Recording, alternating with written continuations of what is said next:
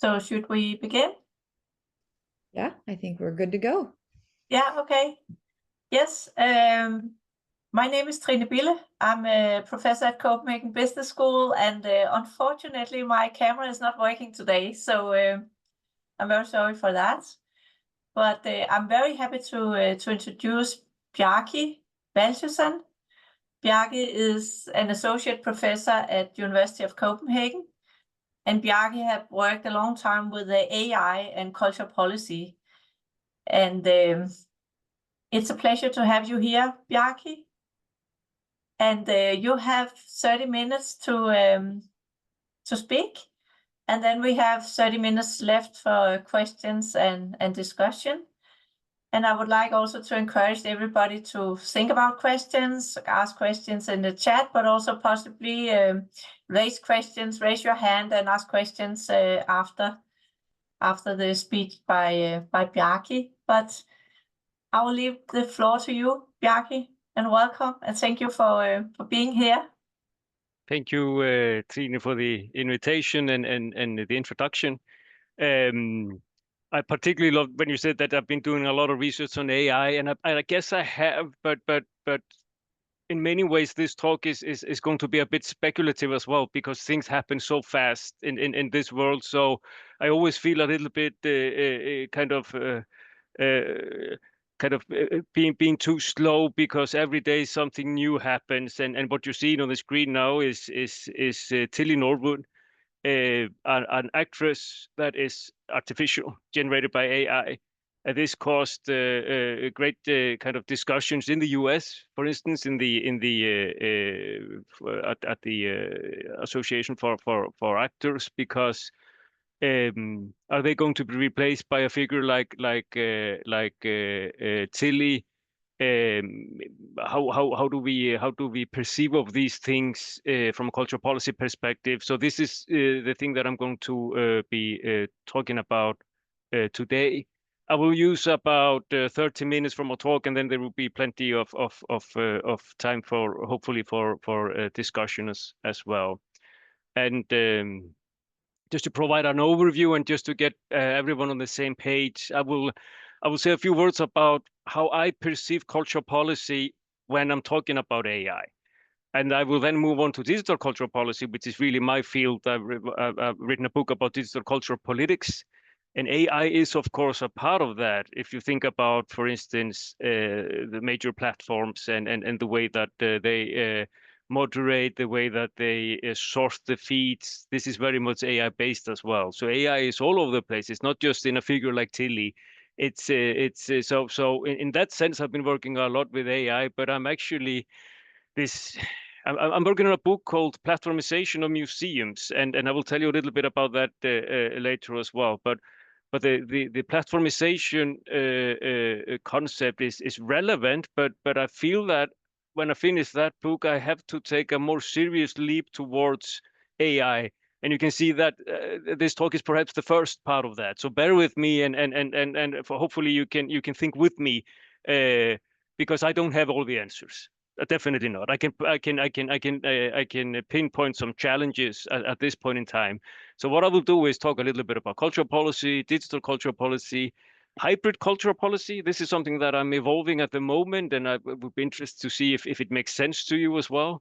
Then I will get to AI and the cultural policy challenges, and then I will tell you a little bit about my data in the museum book, because how are museums dealing as it is with AI? And I've been asking museum professionals about this, and I will tell you a little bit about those findings as well, just to anchor it in something that is relatively tangible. There is a lot of challenge. I mean, one challenge is this is the front row of the 20th of January in Donald Trump's inauguration. These are the tech bosses. These are representatives, in this case, of Meta, Google, Amazon, and X, but there were others in place as well, like Sam Altman from OpenAI. The Uber boss was there. So that is kind of a real manifestation of platform power on the front row, where platform power becomes ingrained with political power on a macro level. So that is one thing. The other thing is all of these platforms are generating content machines. OpenAI, Claude, Copilot. Copilot is Microsoft. OpenAI is basically a variant of Microsoft, or they work together. Grok is, of course, Elon Musk. You have Midjourney. Now Suno is probably the platform that is mostly disputed because it makes AI-generated music. And there have been artist organization and interest organizations in Denmark that are actually taking Suno to court at the moment in terms of securing the rights of musicians. So things happen in a similar sense as happened with Napster and Casa in the early days of digitalization. It happens very often with music first. So there is something to be attentive to. The Danish music organizations are predicting that 25% of all income through Spotify will happen in 2030 will be AI generated. And this is very useful for Spotify because then Spotify doesn't have to pay reimbursement to artists. But where is this heading? And it's heading fast. We're talking about a similar transition as we saw in Web 2.0. That is, the web had been there for a long time. AI has been there for a long time. But when Web 2.0 became kind of operationalized by lay people, it was a total game changer. And the same happened in 2023 with OpenAI and the first models. All of a sudden, everyone could start playing with these things. And yes, the image generators had 6 fingers in the start, but they don't anymore. So things are happening very, very quickly in that sense. So this is the AI that I will be talking about today. This part, there's a lot of AI out there, but this is where it actually starts hitting cultural production as we know it within the field of cultural policy. Back to Tilly. Tilly is active on Instagram, TikTok, LinkedIn, and Facebook. So she is platformized in that sense. I'll just urge you to look at it. The Particle 6 production is an Amsterdam-based company, I think it is, and they actually say that this is a kind of an artwork, which is interesting in itself. But is it a dream of a director to be able to have an army of AI-generated actors which actually just do what you like them to do? You don't have to deal with emotions and people, and you don't have to pay them, or you just pay a standardized fee to the company that provides the army of AI. Is this the future? What does that actually entail? These are some of the challenges. So, cultural policy. Typically, we in cultural policy studies, there is something called narrow and broad cultural policy. The narrow is focused mainly on arts policy rather than the broader cultural policy. That is, how is art administrated and funded, while the broad cultural policy is all about power. It's all about governmentality. It's a Foucauldian way of seeing things in terms of culture and what culture does. It underlines the clashes of interest between different stakeholders in society and how macro actors like states or nation states and increasingly powerful conglomerates like the tech giants prioritize specific sets of values and how these then are incorporated, for instance, via a centralized education system, popular culture, or in this case, platforms in AI. The implicit there is Jeremy Iron with a very well-known article from 2009 in International Journal of Cultural Policy, where explicit basically means the core cultural sector and the sector that is governed by typically state institutions like a Ministry of Culture, and then the implicit is all the rest. And what I do in my book is that I start by theorizing, trying to define what I call the platformized field of cultural production. And that is an expanded field and we need to engage clearly with what Bourdieu called the heteronomous parts of cultural production, which include market mechanisms and cultural industries, and of course the platform industries. They need to be included in our way of defining the field of cultural policy. So I look into platforms and how platforms in AI condition forms for creativity, and the commodification of platformized cultural products, concerns regarding digital labor and gender and aspirational labor, structural inequalities, marginalized creators. So I look a lot into the influential literature as well. The multiple levels of commitment which fostering and maintaining audience relationships demands, and how platforms in AI discriminate. They ensure visibility, but by doing that, they also ensure invisibility or lack of visibility. And all of these elements are challenging for cultural policy frameworks and the incorporation of AI-generated content machines like the ones that I was showcasing. So I'm applying a broad version of cultural policy here. And that is also exemplified in this equation, which I played a little with in my book on digital cultural politics. So digital communication has changed the production, consumption, and distribution of digital content. And when thinking about digital cultural policy, I see it as an expanded field also in terms of we need to start thinking about media and communication policy.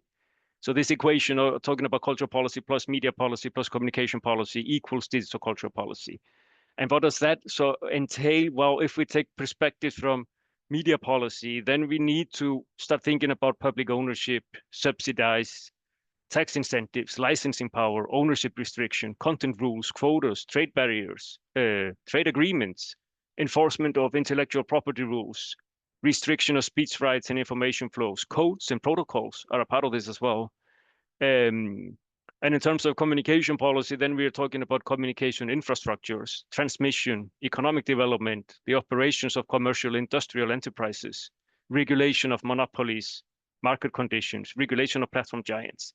This is the expanded field of platformized cultural production that we need to be more aware of. And this is in many ways a step worth noting in cultural policy research, which has traditionally been prone to, in some corners at least, being more explicit, more on the key cultural sector.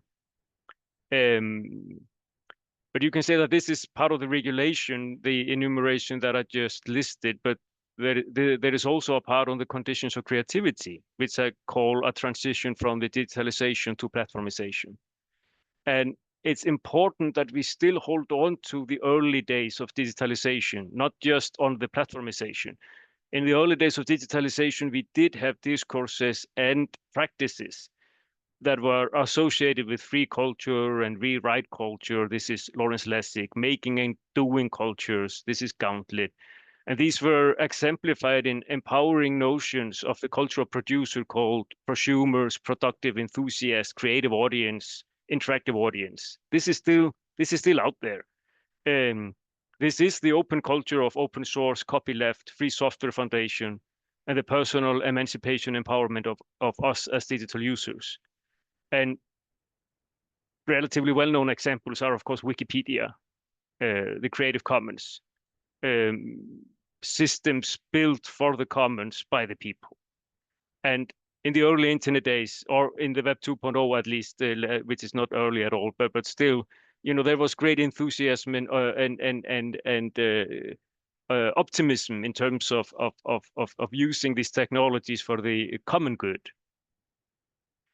And I think the reason why I say this, it's important to hold on to this phase of digitalization because it's still prevalent and it has a role to play when discussing the challenges of AI. But we cannot be naive. There was always a shadowy side to this tale of creativity, exemplified in digital labor, free labor, data circulation, etc. And one can say that concomitant to platformization, this controlled tale of platforms and algorithmic curation grew in power. So moving to platformization means that content is made and circulated on platforms owned and operated by the tech giants. And this content is not just cultural content, but it's infrastructural, it's political, it's economic, in a way that was difficult to foresee prior to the extensive growth of Apple, Amazon, Microsoft, Google, Meta. These are the big five in the Western hemisphere. Baidu and Tencent are good examples from China as well.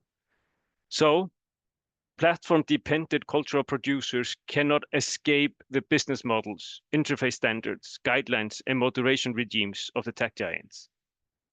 And this goes all, I mean, this is just a coincidence that we're not using a Microsoft generated platform, but Zoom instead in this case. So just to talk about the communication infrastructures that we are all dependent on. So hybrid regulation, well, this is something that I've been working a little bit with. I'm not sure if it's a good idea.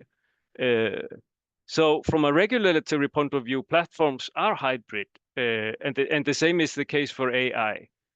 Content cannot be kept apart from transmission anymore, for instance, like in the old days or pre-digital times, crystallized in broadcast regulation. In EU, it was called Television Without Frontiers. So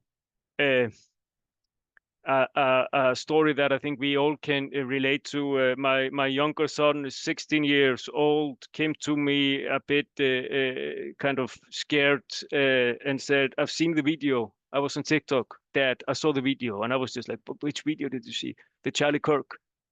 And I was just like, "What? What?" Well, there was just blood all over the place. And his feed on TikTok is mostly generated, and I think that's one part of the problem, is that I think that it's mostly generated by football and hip hop, but I don't know. That's part of the problem. Another part of the problem is that even if it was full of football and hip hop, it is the algorithms are controlled by ByteDance. In this case, might as well be Meta if it was Instagram and Facebook.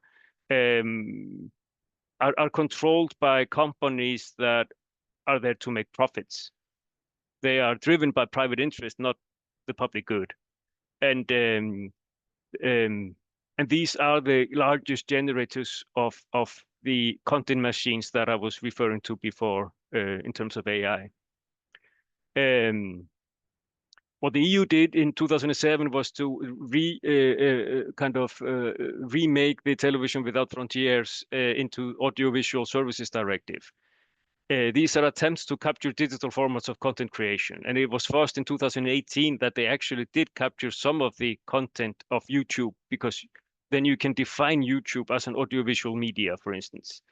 But this is where I get a little bit to the hybridity, because you cannot just define TikTok as an audiovisual media, because it's much more.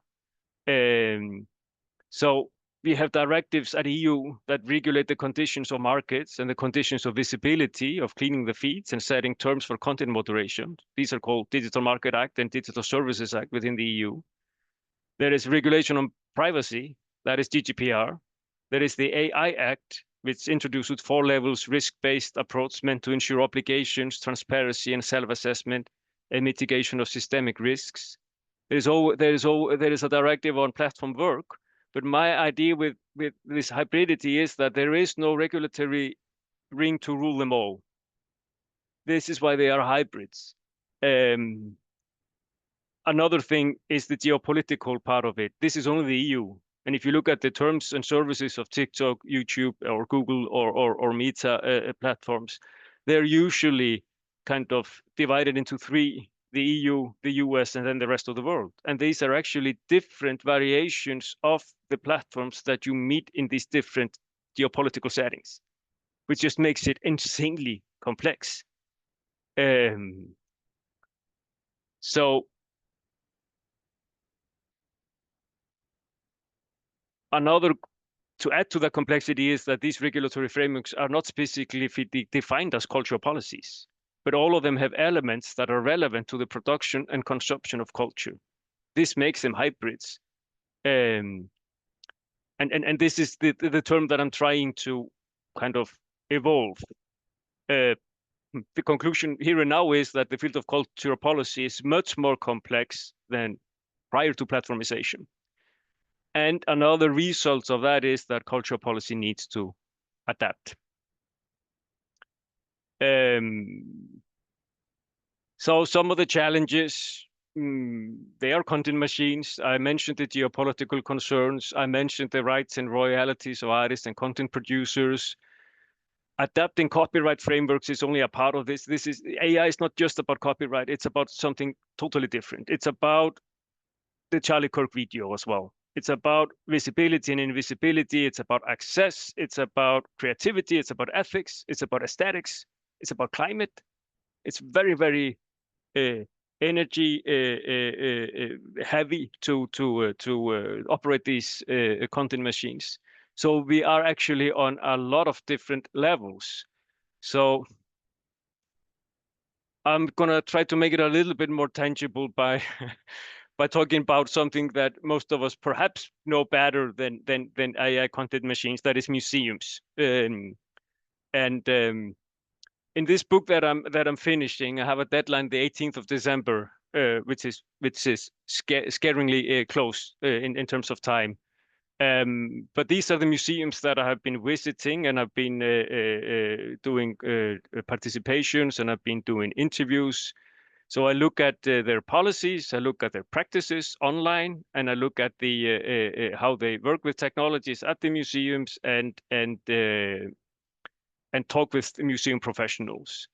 And the museums are Rijksmuseum in Amsterdam, it's the Prado and Reina Sofia in Madrid, it's the British Museum in London, it is Code in Bergen, Norway, it is National Museum in Oslo, Norway, and then a lot of museums in Denmark, because I'm based there, Louisiana, the National Gallery, Arken, Frederiksborg Castle, Trapholt in Jutland, Nivogård Collection. These are all kind of art and cultural history museums that are relatively esteemed and prestigious and well known, at least in the Nordic countries. And in terms of the practices on platforms, the museums are quite skilled. These are I do a distinction between digital media and digital platforms. Digital media are those media that they control. These are in-house media used for their purposes. These are their websites, newsletters, their apps, their podcasts, their digital collections, and their blogs. And they are very, very skilled in using these media in a very kind of museum fashion. There's a lot of, as you can see there is a lot of narratives, there's a lot of text, there is a lot of museum authority in this communication. And interestingly, they take a lot of this authority with them when they start communicating on digital platforms, like in this case, Instagram and Facebook. So what I did was I did a qualitative content analysis for half a year on all of the platforms of all of these museums, and coded them in terms of 3 codes: actuality, controlled communication, and dialogical communication. And in terms of actuality, you see 2 here, one from the Rijksmuseum in Amsterdam and one from the Louisiana in Northern Zealand in Denmark. And these are, actuality code is a code where museums are telling us something about upcoming exhibitions, upcoming events. They do have cyclical communication strategies. So when Vincent van Gogh has a birthday, which is apparently 30th of March, they write on their Facebook and Instagram, "Happy birthday, Vincent. What would be your birthday wish for Van Gogh?" And then they go on and try to engage people in conversation. But Louisiana does it a little bit differently. Here you can see this is a lot of text in terms of Instagram and Facebook. So they are actually emanating museum power in a very specific way on these platforms. They are humorous as well. This is the British Museum. This is the first working day after the Christmas vacation. So they make a narrative based on the collection, 7 a.m. getting out of bed, and then it just gets worse. You know, you get stuck in the tube, you get stuck in traffic, you know. So they have a lot of different communication tactics to engage their readers with. But they do a lot of controlled communication as well. You see a lot of that. This is from Code. This is just a very, very typical, in museology, this would be called old museology, or what Hooper Greenhill called modern museum. A still of a painting and then a long text compared to kind of the affordances of Instagram, and very skillfully written, very authoritative, very kind of curator-ish in that sense. And just to provide another example of that, that is Georgia O'Keeffe artwork that is was in Louisiana, but it's the same method. There's a lot of this, and the first museum to like is another museum in Northern Zealand. So it becomes a little bit of a closed circle as well in terms of the dialogical communication. When they succeed with dialogical communication, it's usually when the focus is not on techniques or art historical matters or artist matters, but more on the mundane. So this is a typical communication by the Rijksmuseum. Do you think Matilda was just interrupted? Her one hand rests on a book while the other holds a cup of tea or coffee. It seems like a moment of domestic tranquility. Was she immersed in her reading, or was she waiting for an interruption, etc.? So they invite and then they show some kind of details. In this case, the cup and the way that Matilda is holding the cup. So what I do at the end of the book is I try to figure out a little bit, how do museums communicate, and how does museum power intervene with platform power, and vice versa. And my thesis is that museum presence on digital platforms is quite distinct and transmits the power of museums to its platform communication. The museums, I call them chart spaces. And this is like a way to play a little bit with Bourdieu as well. And by that, I mean, they have a historical, political, cultural, and in many cases, economic significance. And their role in producing and maintaining and representing our common identities, history, and heritage. This is great power. But if you think about AI, this power is perhaps shifting hands. So the museum disciplines the online user similarly to how it disciplines users in on-site museums. At the same time, platform power controls the communication in terms of their interface design, in terms of business models, in terms of capturing data, and training this data in their AI experiments. So back to AI. I am quite fond of this quote from the field of cultural production by Bourdieu. And he says, the work of art is an object which exists as such only by virtue of the collective belief which knows and acknowledges it as a work of art. And this is the whole system behind igniting objects with an extra charge, as I call it. And I still think this is the case with AI. Just look at how museums have incorporated technology so far, for instance, internet art, but also how museums as chart spaces ignite certain cultural artifacts and cultural flows when incorporating them within their analog and digital spaces. And this would be the aesthetic part of it. So I'm not so concerned about that when you think about how technologies have been used and incorporated by the field of cultural production. I think still that museums and other actors, archives, libraries, etc., universities have an important role to play in the act of prioritization here. What constitutes a great work of art and what does not. This happened with internet art. This is happening with AI-generated art as well.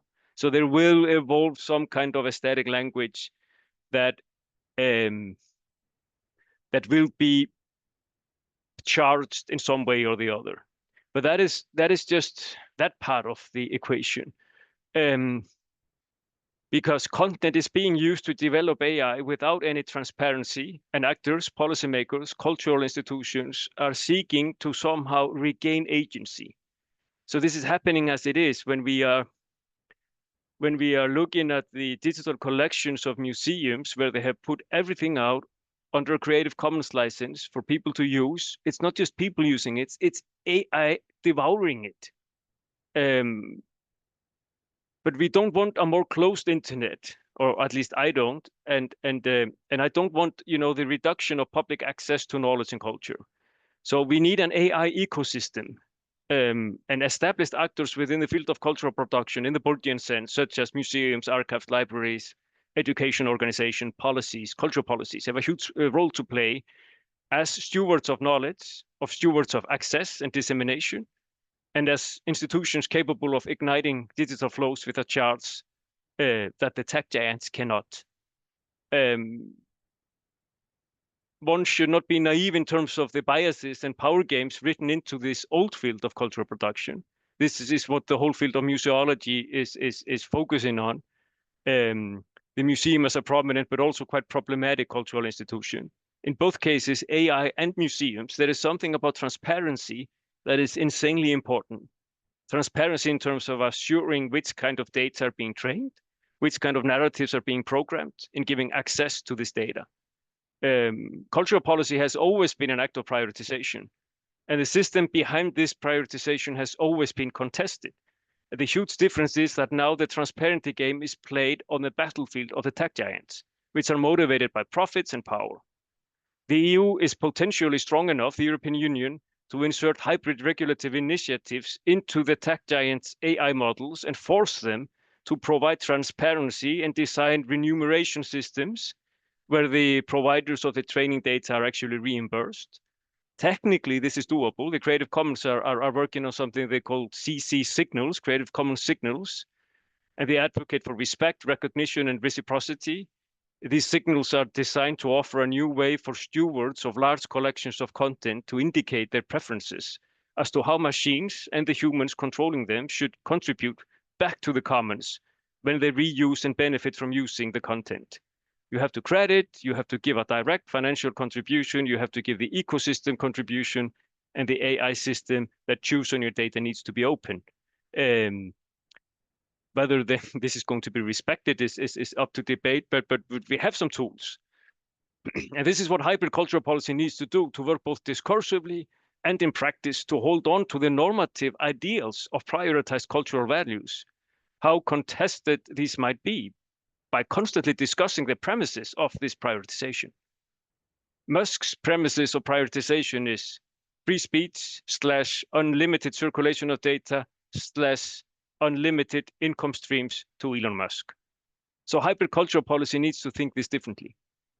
The current content machines are trained on publicly available data to guard private interests. And this is a key problem in the politics of prioritization, which cultural policy is. The Creative Commons is an attempt to solve one part of the challenge, the one that focuses on reimbursement and fair use, but there are bigger things at stake. What do we wish AI to promote? What do we wish AI to protect? What do we wish AI to prohibit? And these are actually the 3 Ps of cultural policy: promote, protect, prohibit. This is in the David Bell and Kate Oakley book on cultural policy. And they have never been as important as now in these interesting, exciting, and scary times of AI-generated content machines. Thank you very much. I'm done. Thank you so much, Bjarki. I think that was really interesting, and there are a lot, really a lot of challenges. It's a bit overwhelming, to be honest, I think. Now I will open the floor for questions, and I can see Joanna, you have a question? Yes, I do. And I know there are some questions in the chat. So if those people don't mind taking, removing their audio, or sorry, unmuting their audio and asking, that would be great. So my question though, I liked how you ended your presentation on this idea of promote, protect, and prohibit, because this is what was going through my mind the entire time that throughout your presentation is, who is the cultural policy or the digital cultural policy for? And I think that's what we struggle with I think that's what we struggle with respect to all types of policy. So essentially what we have here is a very generic kind of issue, which is we have a new tool that's been introduced, and organizations are taking advantage of this new tool. Individuals are taking advantage of this new tool. However, these tools are also posing challenges in different respects. And now the challenge is, who do we prioritize when we create policy and regulation? So I'm wondering, from your viewpoint, who do we think about when we create cultural policy? Basically, who are we promoting, protecting, or prohibiting for? It's an excellent question, but it's a classical question within cultural policy, because what cultural policy, when it works, is that it's dialogic. It is productive in the sense that it's transparent and we can talk about it. Is it the cultural institutions? Most European countries have a very, very conservative system in place, where the large established cultural institutions get the lion's share of the cake, if we talk about distribution of finances, for instance. So is it for the large cultural institutions? Is it for different sectors? Is it for the people? Is it for the consumer? Is it for the producers? These are classical questions in terms of, is it for the cultural identity of a nation? EU cultural policy, I wrote my dissertation on that. That was a very interesting endeavor to insert some kind of an extra identity, a supranational identity within the European population. So it's very instrumental in that sense. So the thing that we are discussing this is positive, because then we can discuss the policies, but we can also think about, what do these policies actually do? The problem with the black box technologies of AI and platforms is that these discussions and decision making in power has been moved away from regional cultural policies, national cultural policies, supranational cultural policies, to global tech giants.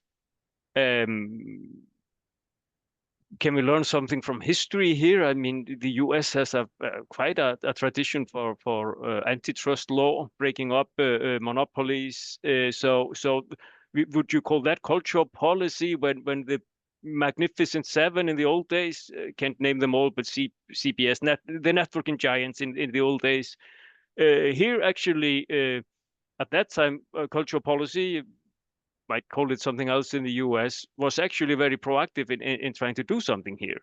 So I don't necessarily see these. This is where the hybridity comes in. That I think that cultural policy should be for the public good, but then we need to have a discussion about the normative ideal of the public good. Is that a Picasso, or is it that that everyone can have access to a park and play tennis, whatever, So these are classical cultural policy. I wouldn't call them dilemmas, just subjects in terms of, what is it that we promote? What is it that we protect? What is it that we prohibit? And one of the things that we should prohibit, I think, is the circulation of the murder of Charlie Kirk, for instance. That was much easier in the older days, when you could screen in the Television Without Frontiers directive adult content or content that is not tailored for children, was only screened after 10 o'clock p.m. That was just in the Television Without Frontiers, and then all the public broadcasters and all the broadcasters in EU had to kind of account for how the minutes of how they actually screen content. YouTube does not do that. But is there a way for YouTube to do that? Technically, yes. But how to capture that? How to regulate that? Is a very large question, and important one. Thank you, Bjarki. Maybe you can take your presentation off, because then I think we can see the participants. That would be nice. And then I can see a hand from Zoe? Yes. Can you all hear me? I can hear and Yes. see you. Yes. Okay, great. Thank you. Thank you, Bjarki, for this presentation. I found it very interesting. I was really curious about the museum power versus platform power section. I was thinking about it as if the platform has an algorithm, what would the equivalent be in the museum space? So what could the algorithm be likened to? When I started to think about it, I was thinking about it as far as like the invisible hand of curatorial judgment in the museum space. And yes, there are individuals who are in those positions, but they're also absolutely influenced by, whether directly or indirectly, by social economics and politics. So essentially my question is, the algorithm is to the platform as to what in the museum space, and then how does that likeness, if at all, change our response? Thank you. I think that, in this post-critical museology, then, it's all about being critical towards the algorithm of the analog museum, which is, the curatorial power of selecting specific, both creating narratives and selecting objects and putting them into a whole, which is a kind of a microcosmic world place, which is saturated with power and governance in a Foucauldian sense. And what museology, post-critical museology tries to do is it tries to kind of urge museums to be more open about this process, by being open about and providing a rationale for instance, National Museum in Denmark portrays many centuries in a very, very specific way by creating the narrative. This is what Lev Manowitz was talking about, a narrative through the database. So you can just use that kind of a metaphor in terms of criticizing or analyzing the analog museum space. What I do in my book is I focus on the digital and their digital collections, for instance. It's not just about digitization. It's about how do they provide the access. And it's totally the same logics in terms of, when they make Rijksmuseum make a series called The 10 Most Important Artists, who are these 10? How did they pick these 10? It's not so much the digitalization process. It's the narrative through the database. The same is the algorithms. The algorithms provide a narrative through a database. It's the same logics, but we don't know why Charlie Kirk came up in my son's feed. But I can ask a museum, an analog space, critical questions about that, and we can have a discussion about that. And the same will go for AI. What is the data being trained? How is the data? How are the algorithms instructed to treat the data? When I write into an image generator, provide me a picture of a typical US soldier. What is going to happen there? What kind of biases, what kind of choices will the algorithms made based on how they are programmed? There needs to be an open discussion about that, because this is just the same as museums. This is about how do we represent our cultural heritage? How do we work with culture, and why do we do it? So for me, it's very much about transparency and being open towards understanding the processes behind this. This is not rocket science. They just make it look like rocket science because it's beneficial for them. Thank you. Thank you, Bjarki. There's a question here in the chat about hip-hop artists. Atilia, maybe you want to post the question yourself? Yes, thank you. I was asking if the I think AI music and per se AI is a question of understanding of the art. Like you mentioned, benefit, but the same as curatorial way of this understanding. And you mentioned hip hop music before, and what I thought and what I experienced that hip hop artists especially using more live music, much more than before. And that's the other question of the likeness of the likings of the people. So the genre of the AI music is, so the AI music genre, it was existing before AI as well, like this sort of elevator music. So my question is, do you think this is beneficial for unique musicians that that AI is there, or is just it, or will this bring any sort of good thing or benefit for the people who are not doing this sort of genre? I don't know if you understand what I mean. So maybe Yeah, it's no, it's a okay. great question. It's a great Okay. question. I think that I mean, hip hop is based on remixes. It's very much steeped in remix cultures, and that is a proud tradition of creation.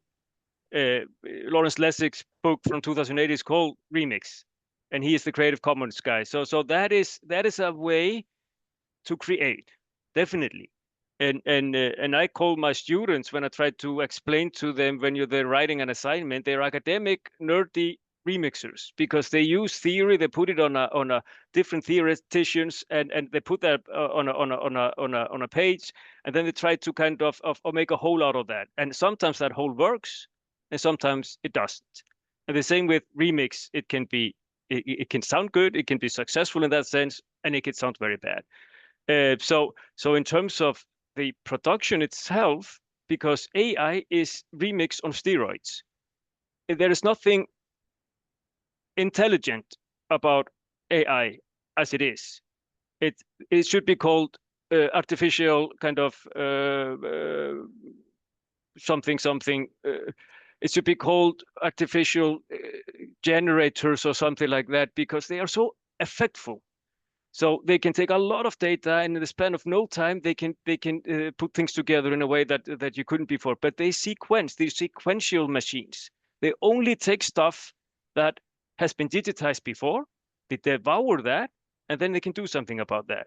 And for instance, in terms of translation, my son is dyslexic. It's a huge help. So there are always two sides to all technologies, but they're not intelligent yet.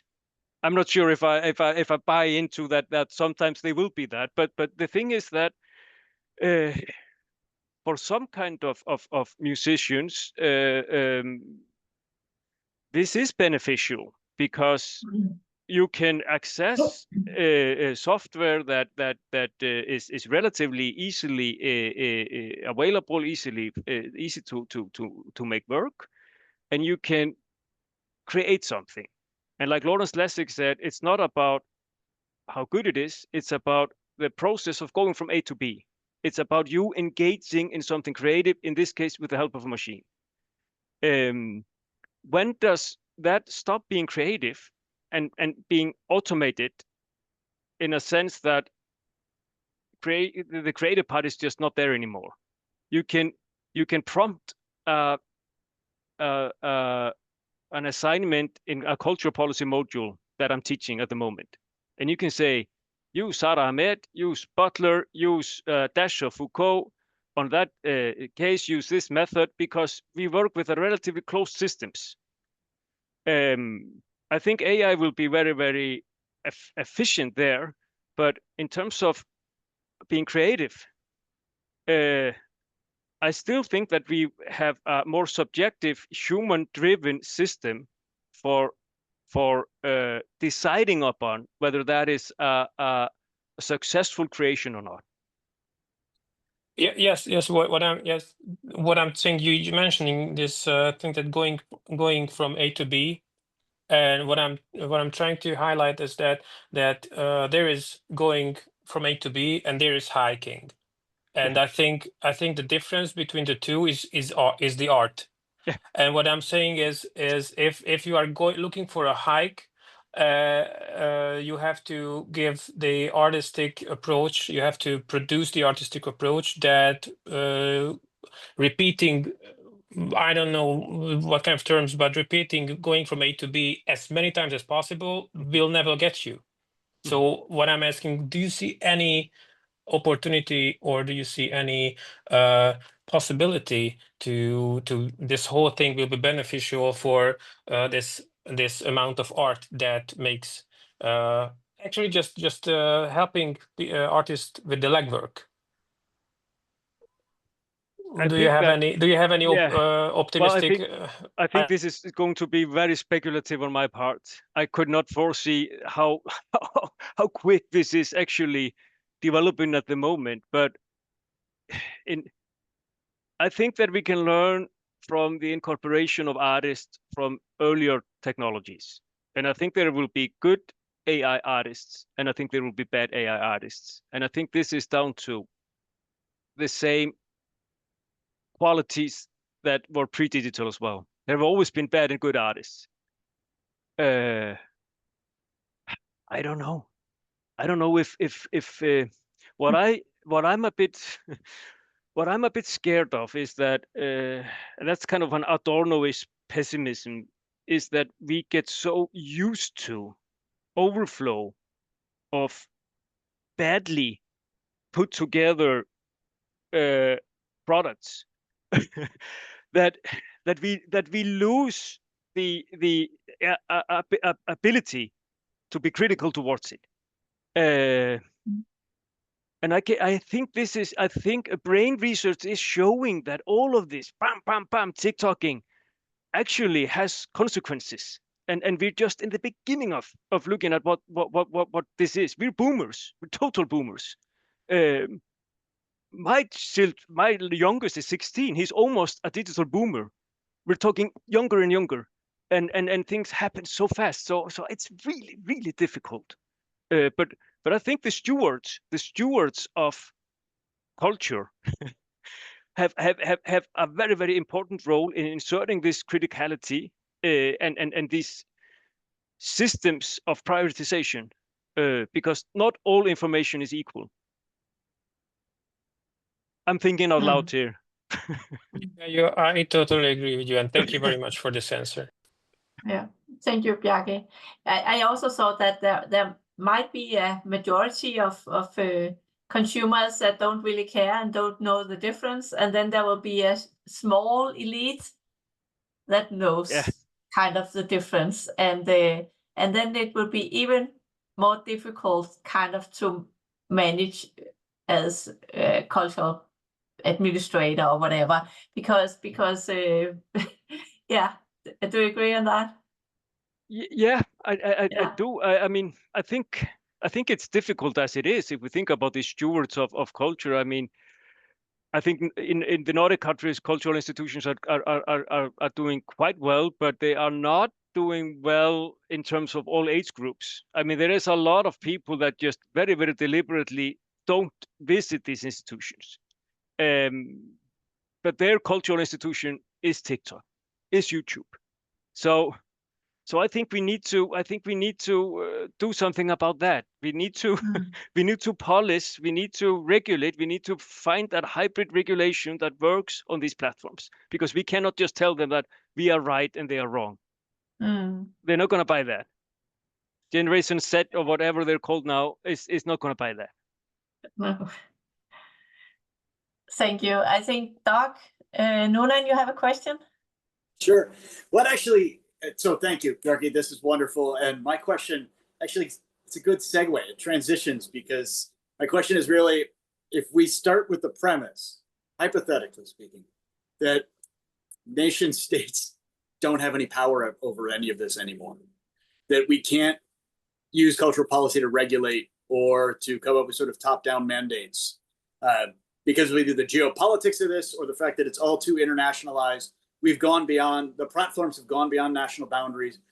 If we believe that enough, just for the fun of the conversation, what is the role of cultural policy? What are the opportunities there to do something that is essentially purely voluntary or more grassroots in building up a positive voluntary alternative or indirect control rather than trying to direct control? What do you think are the opportunities or prospects for this? Are you optimistic about that?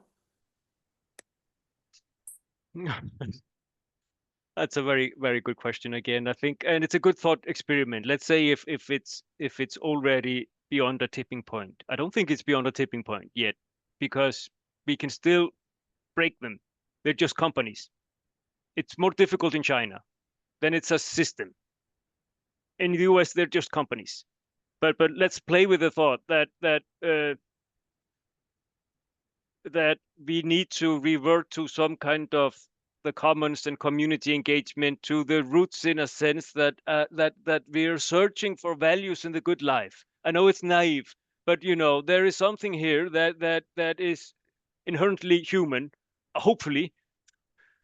No, probably not actually when you think about it, but still, I'm not sure. I'm rambling. I don't know. I think that's perfect. Thank you, though.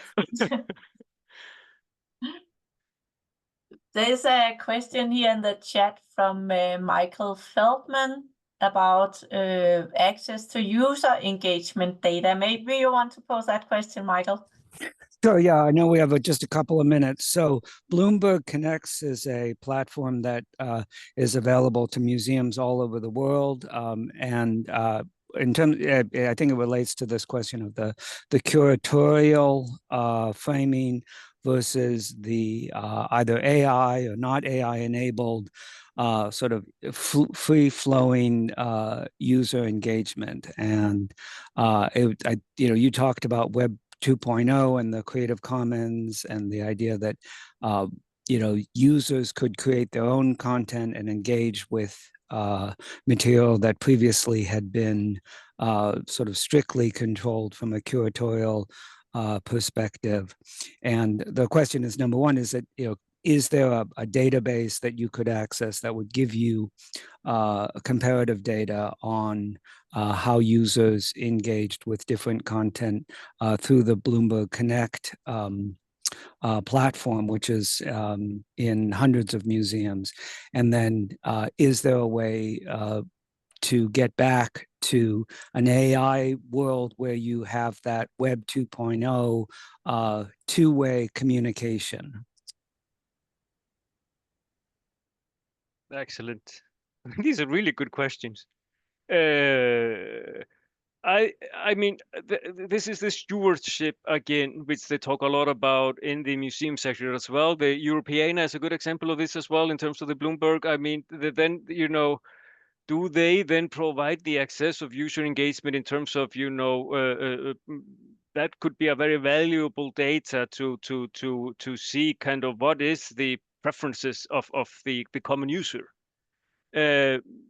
I think that would be great to get access to that. I'm not sure if they provide access because all sorts of reasons. In Denmark, they have now started a database between museums called SARA, and that connects all of the museums, but they do that more on a metadata level.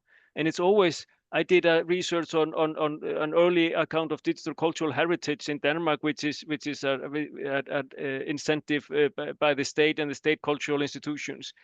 And I always remember this quote from one of my respondents who was working on it. And he said, well, we used up all the time and the money before we got to the promised land of user-generated content and participation, because it was all about digitization and metadata, or making things available. But then they become the stewards of knowledge yet again, because it's them that decide when you write a cat, what cat is the first one. We know that through all research on Google search, that we never go to page 25. We always stick with page 1, and that is more and more sponsored in that sense. So I'm not sure. On the other question in terms of what was that kind of in terms of AI being more responsive, because it is very responsive and it has catastrophic consequences in some cases. I mean, there was this case of a person falling in love with a character from Game of Thrones, which had catastrophic consequences for that person. So I was a little bit, I probably did not understand that question right. So like with hip hop, AI tools enable more user engagement. So if you want to change the dress color or background for an image that you found on a museum, for example, as a user, and then write the equivalent of fan fiction about it, you can do it now. And that you talked about how in Denmark, at least, the cultural institutions are losing the audience of Generation Z and others. And but with AI tools, you could sort of iterate as one does on some of the platforms with cultural content. Absolutely, but the data from museums, when I speak to them in terms of all of this creativity, Rijksmuseum is very kind of prone to do this as well, is that it's the same data as the data on social media. It's about 1%, if that actually creates. We are lurkers. We like streaming. Streaming as a metaphor of enjoying culture has totally destroyed this idea of we downloading stuff and getting creative and remixing. There are very, very few people that do that. So, and I think that AI is not going to change that, even if it's going to be easier, it's going to be a bit brain dead. It doesn't take a long time to play with these AI machines to kind of get bored. So I have one citation from the Louisiana Museum, which inspired me greatly. That is Louisiana Channel.